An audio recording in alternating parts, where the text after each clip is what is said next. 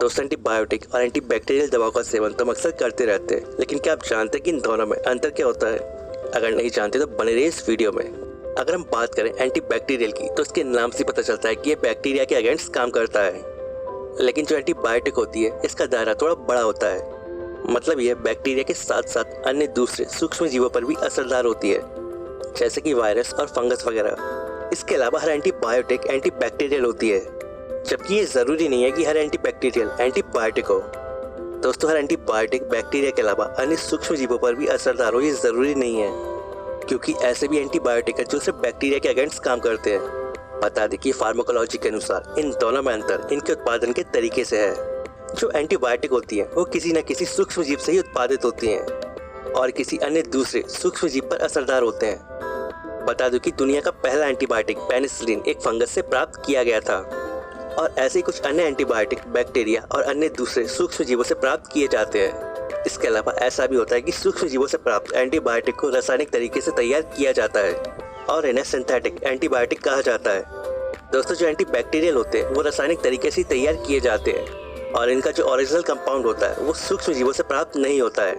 Bacterium और ऑरिप्रीम जैसे compound antibacterial हैं, जो रासायनिक तरीके से तैयार किए जाते हैं, जबकि पेनिसिलिन और टेट्रासाइक्लिन एक एंटीबायोटिक है जो किसी न किसी सूक्ष्म जीव से प्राप्त किए जाते हैं। तो दोस्तों, आपको समझ आ गया होगा कि एंटीबायोटिक और एंटीबैक्टीरियल में क्या अंतर होता है। दोस्तों, सभी डॉक्टर दवाओं को खाली पेट या फिर कुछ खाने के बाद लेने के लिए कहते हैं, और ऐसे में कई बार हमारे मन में ये सवाल उठता है कि डॉक्टर खाली पेट या फिर कुछ खाने के बाद ही दवाई लेने के लिए क्यों कहते हैं। असल में डॉक्टर मरीज की स्थिति, उसकी शारीरिक संरचना, रोग किस तरह का है और दवा को बनाने में इस्तेमाल किए जाने वाले सॉल्ट के अनुपात के आधार पर दवाइयाँ लेने की सलाह देते हैं। रोगों के इलाज में प्रयोग में ली जाने वाली कई दवाइयाँ ऐसी होती हैं जो अमाशय मचाकर एसिडिटी और अल्सर जैसी समस्याओं का कारण बनती हैं, जैसे कि पेन किलर्स, और इसी वजह से इन्हें खाने के कुछ समय बाद लेने के लिए कहा जाता है। वहीं कुछ दवाइयाँ ऐसी होती हैं जो पानी में जल्दी घुल जाती हैं और इसी वजह से इन्हें खाली पेट लेने के लिए कहा जाता है। इन दवाओं को अगर खाने के बाद लिया जाता है तो ये भोजन के साथ मिलकर घुलने में ज़्यादा समय लगाती हैं और इससे इनका असर भी कम हो जाता है। वहीं कुछ दवाइयाँ ऐसी होती हैं जिनका असर लेने के आधे से घंटे के बीच होता है और खाना खाने से पहले इन्हें लेने से हमारा स्टमक एक्टिव हो जाता है।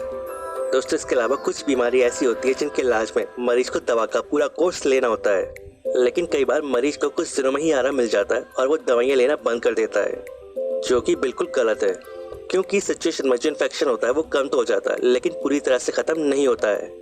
अगर किसी को कोई बड़ी बीमारी है जैसे कि टीबी, तो उसे दवाओं का पूरा कोर्स करना चाहिए और थोड़ा सा आराम मिलने पर दवाइयाँ लेना बंद नहीं करना चाहिए, या जब तक डॉक्टर मना न करे तब तक दवाइयाँ लेना बंद नहीं करना चाहिए। इसके अलावा कई बार डॉक्टर हमें सिरप देते हैं, लेकिन सिरप लेने से पहले हमें उसे अच्छी तरह से शेक कर लेना चाहिए।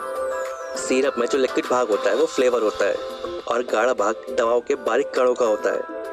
अगर सिरप एक ही जगह पर काफ़ी समय से रखा रहता है तो ये बारीक कण बोतल की निचली सतह पर जमा हो जाते हैं और इसी वजह से सिरप लेने से पहले हमें इसे अच्छी तरह से शेक कर लेना चाहिए। तो दोस्तों, उम्मीद करता हूँ आपको वीडियो पसंद आया होगा। वीडियो अच्छा लगे तो वीडियो को लाइक एंड शेयर करना ना भूलें, और अगर आपके कोई सवाल है सुझाव है तो कमेंट बॉक्स में कमेंट करके बताएं। And thanks for watching.